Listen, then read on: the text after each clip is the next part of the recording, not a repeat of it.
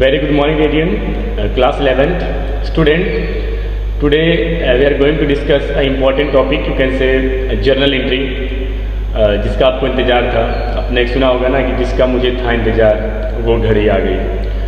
तो important topic है बेटा, और जितना कह सकते हो उतना इम्पोर्टेंट है. आपने सुना भी होगा कॉमर्स में सर जर्नल एंट्री जैसा भी कुछ होता है जो हम नहीं पास कर पाते, जो हम नहीं जानते हैं. तो बेटा ये चैप्टर पढ़ लो. अब ऐसा नहीं होगा कि आप नहीं जानते हैं, आप सब कुछ जानेंगे. जर्नल एंट्री पास कैसे होती है, डेबिट क्रेडिट में सेट कैसे की जाती है, कौन सा रूल अप्लीकेबल होता है, किस प्रिंसिपल को ध्यान में रख करके जर्नल एंट्री करते हैं. तो सारी चीज़ें आप इस चैप्टर में सीखने वाले हैं. And after this chapter you are eligible to pass the journal entry. You are able to pass journal entry. किसी भी तरीके का ट्रांजेक्शन होगा, आई एम श्योर कि आप उसको डेबिट और क्रेडिट फॉर्म में सेट कर ले जाएंगे. बेहद इंपॉर्टेंट है. जर्नल एंट्री कहते हैं, बहुत पुरानी कहावत है कि अगर जर्नल एंट्री पास करना आपको अकाउंटेंसी में नहीं आता है तो फिर अकाउंटेंसी पढ़ने का कोई मतलब नहीं है. अकाउंटेंसी में आप इसका मतलब कुछ भी नहीं जानते. ठीक है, तो journal entry most important topic है पूरे अकाउंटेंसी का. और इवन आप 12th BCom जो भी करेंगे वहाँ जर्नल एंट्री आपको पास करनी आनी चाहिए. ठीक है, बाकी तो सब सब्स्टिट्यूट है, सब बाकी सब सब्सिडरीज हैं, लेकिन जर्नल एंट्री बहुत ही मेन इंपॉर्टेंट या कह सकते हैं बहुत वाइटल रोल प्ले करता है आपके अकाउंटेंसी करियर के लिए. ठीक है, अभी जर्नल एंट्री होती क्या है बेटा? जो जर्नल है उसके लिए सपोज दैट कि अभी तक तो आप इस तरीके से बस पढ़ ही रहे थे कि आपके सामने दुनिया भर का ट्रांजैक्शन था जो आप डेली करते थे, चाहे वो सैलरी का देना हो, चाहे वो गुड्स को परचेज करना हो, चाहे वो गुड्स को सेल करना हो. इस तरीके से ट्रांजैक्शन आप करते थे. ठीक है, इसके बाद इसमें से आप आइडेंटिफाई आसानी से कर लेते हैं कि सर कौन सा रिकॉर्ड होगा और कौन सा रिकॉर्ड नहीं होगा. ठीक है, कौन सा रिकॉर्ड होगा और कौन सा रिकॉर्ड नहीं होगा. इसके बाद आप इसी के बेस पे बनाते थे सोर्स ऑफ डॉक्यूमेंट. क्या बनाते हैं बेटा? Source of document. तो जो सोर्स ऑफ डॉक्यूमेंट है उसके वो तो आपका रेडी है. अभी सोर्स ऑफ डॉक्यूमेंट क्या होता है, चाहे वो कैश मेमो हो, चाहे वो बिल हो, चाहे वो इनवॉइस हो, चाहे वो कोई वाउचर हो, तो वो तो आपने ऑलरेडी बना के रखा है. ठीक है, so what is journal entry? Student, journal means, देखिए journal means definition you can see the journal is the book of original entry in which the transactions are recorded. First of all, journal is a place, journal is a book where the transactions are firstly recorded in form of debit and credit. Listen carefully and listen again. Journal is a book, journal is the original book, journal is the original book where the transactions are recorded in form of debit and credit. Definition में छोटा सा लिखा है कि journal is the book of original entry. अच्छा, इसको original entry क्यों बोलते हैं? ओरिजिनल एंट्री इसलिए बोलते हैं कि ट्रांजैक्शंस पहली बार डेबिट और क्रेडिट फॉर्म में यहीं पे सेट किए जाते हैं.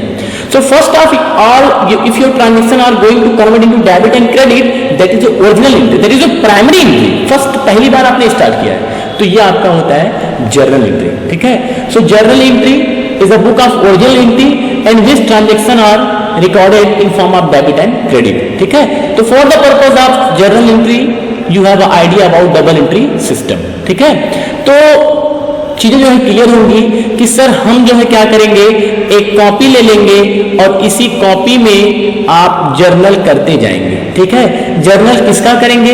ना तो आपका जर्नल होगा ना तो हमारा जर्नल होगा, बल्कि बिजनेस में जो ट्रांजैक्शंस होते हैं, चाहे वो सेल हो, परचेज हो, पेमेंट हो, रिसीविंग हो, इन सारे ट्रांजैक्शंस को किस फॉर्म में सेट करना है? डेबिट और क्रेडिट फॉर्म में. If you are able to convert your transaction into debit and credit form, it means you are able to pass the journal entry. ठीक है, but it is only possible when you have a knowledge of personal, real and nominal account. अगर आपको personal real nominal account की knowledge है, उनके बारे में आप जानते हैं, आइडेंटिफाई करना जानते हैं, तो आप जर्नल एंट्री को आसानी से सीख पाएंगे. अगर आपने लास्ट वीडियो नहीं देखी तो प्लीज उसको देखिए. ठीक है, आगे देखिए बेटा, फीचर्स क्या हो सकते हैं, जर्नल एंट्री के फीचर क्या है. डेफिनेशन आपने जान ली. What features? तो सबसे पहले books of original entry. Books of original entry means your transaction is firstly recorded in form of debit and credit. That's why your journal is called books of original entry. Original means एकदम originally, जो primary, जो सबसे पहले record किया गया.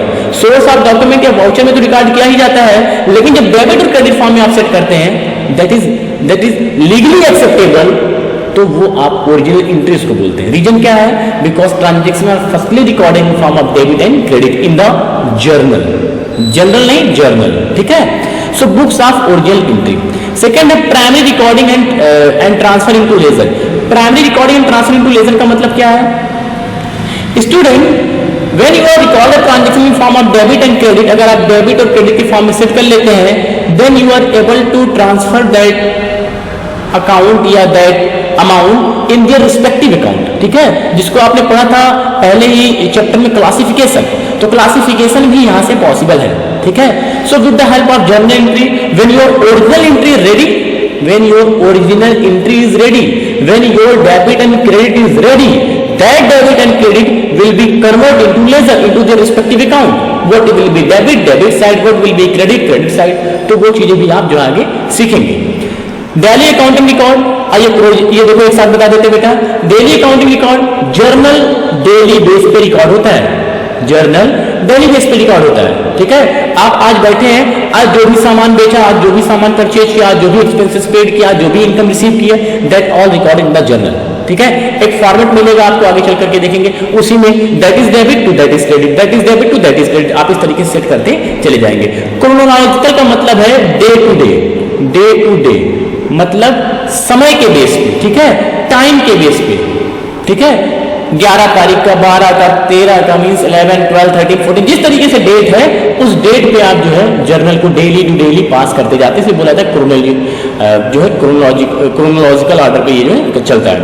Complete picture in one entry, complete picture in one entry का मतलब ये है कि आपने किसी को डेबिट करके अगर किसी को क्रेडिट कर दिया तो ये जर्नल ही बता देगा कि क्या है। सपोज दैट कि थोड़ा सा जान लीजिए, अगर आपने सोहन को पेमेंट किया तो जर्नल बनेगा बेटा Sohan account debit, don't worry tension नहीं लेना, आगे हम बताएंगे, अभी सिर्फ जान लीजिए Sohan account debit to cash. तो that entry is a picture of that transaction, that entry is shown that you already that what about that transaction, इस ट्रांजैक्शन के बारे में था क्या, that is already shown by the journal entry, ठीक है। Because in the journal entry there is a narration is given, ये देखिए नरेशन भी एक पॉइंट है, नरेशन दिया जाता है। Narration means about the transaction, what transaction you have passed in form of debit and credit, that must be written in form of narration. Narration का मतलब जस्ट वन सेंटेंस, जैसे अभी आपने मोहन को पे किया तो Mohan account debit to cash किया, यहाँ नरेशन लिखेंगे being amount paid to Mohan, being amount paid to Mohan. तो जर्नल को देख करके ही ट्रांजैक्शंस का पता आप लगा सकते हैं। मींस जर्नल या entry is a detail about the transaction, you need not to open your copy, you need not to open your source of document, because journal is prepare by the source of document. what source of document, what cash book, what bill, what invoices, what vouchers you have, that is used for the preparation of for the passing of journal entry. So for making journal entry you have a need of documentary evidence, that is already discussed in the last video. तो वहां से लेकर के ये पास होता है, तो you need not to check your source of document. Only journal can explain what that transaction था क्या, what about the transaction, you can understand. Debit and credit aspect actually ये डबल एंट्री सिस्टम को follow करता है, तो each and every transaction having double effect in opposite direction, first is debit another is credit, तो ये चीज भी आप आगे देखेंगे।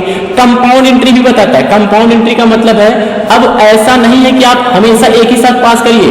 देखिए थोड़ा सा देख लीजिए, 31 मार्च 2016 को ये क्लोजिंग है डेट का, आपको पता है इस दिन सभी लोग आगे कहने भी मुझे सैलरी दे दो, तो आपने सैलरी दिया, आपने रेंट दिया, आपने इंटरेस्ट दिया, आप सारे खर्चे को एक दिन दे रहे हैं, तो सभी को एक साथ डेबिट करके टू कैश लगा दीजिए, इसको कहा जाता है कंपाउंड एंट्री, ठीक है। आगे चल करके ये भी आप सीखेंगे, ठीक है भैया। जब डेबिट वाला एक ही डेट में एक ही नेचर का एक ही जैसा ट्रांजेक्शन, जैसे एक्सपेंसेस आप पे कर रहे हैं, तो सैलरी का पे किया 11 तारीख को ही, रेंट का पे किया 11 तारीख को ही, इंटरेस्ट को पे किया 11 तारीख को ही, तो सैलरी रेंट इंटरेस्ट सबको डेबिट करके टू कैश कर दीजिए, because expenses is always debit by the rule of nominal account, ठीक है।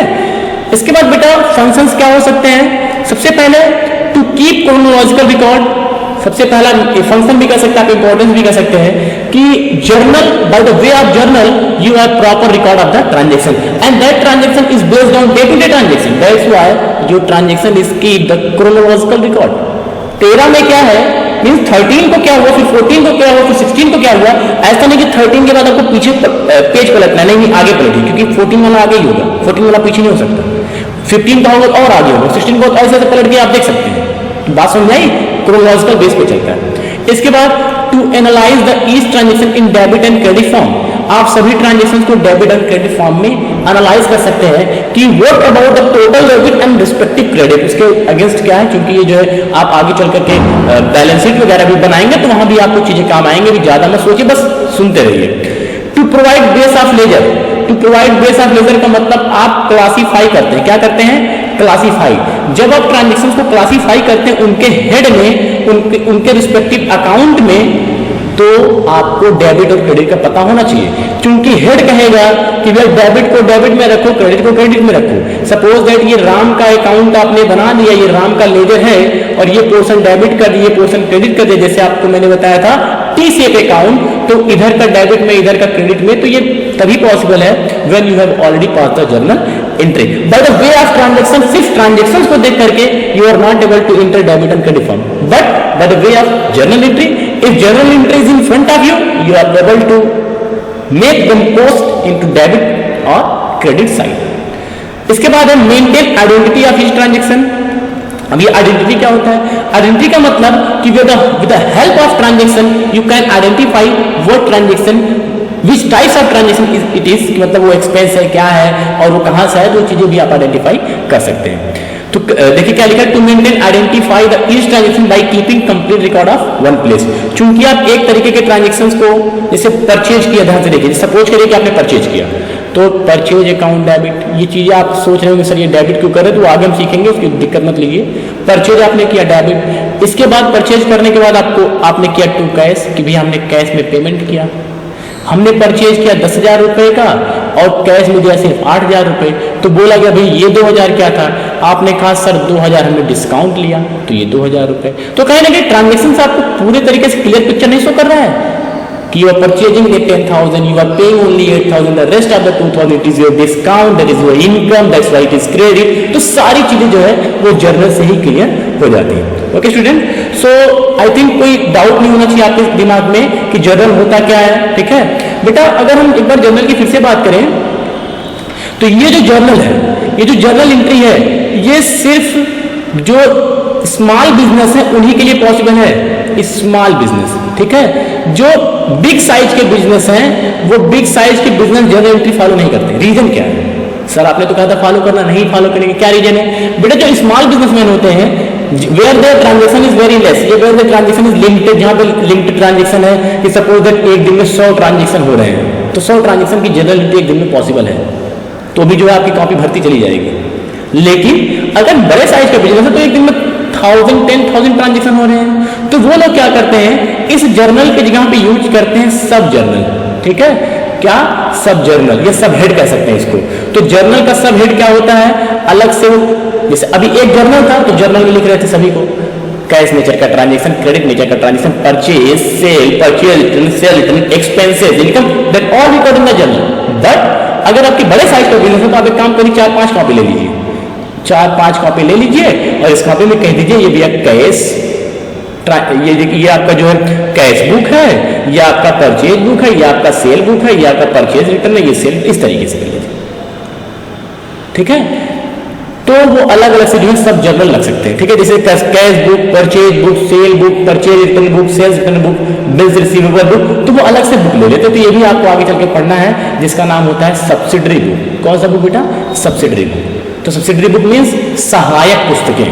तो in place of journal where the transaction is very number of transaction is very more than मतलब बहुत ज्यादा ट्रांजेक्शंस हैं, तो उस केस में आप जर्नल ना यूज करके सब्सिडरी बुक यूज करते हैं। सब्सिडरी बुक का मतलब वो हेड अलग अलग होते हैं, ठीक है। लेकिन ये चीज ध्यान रखिएगा बेटा, जहां पे सब्सिडरी यूज होगा वहां पे जर्नल नहीं बनता, जहां पे जर्नल बुक बनती वहां पे सब्सिडरीज नहीं बनता। क्या ये रिस्ट्रिक्टेड है? नहीं, बिजनेसमैन कहीं कहीं बना भी लेते हैं कार्ड जो अपनी सहायता के, जैसे कैश भी तो जरूरी होता है तो वो बना लेते हैं, बट ये तरीके से जो है क्वाइट डिफरेंट है, ठीक है। तो I think student that is enough for today, thank you.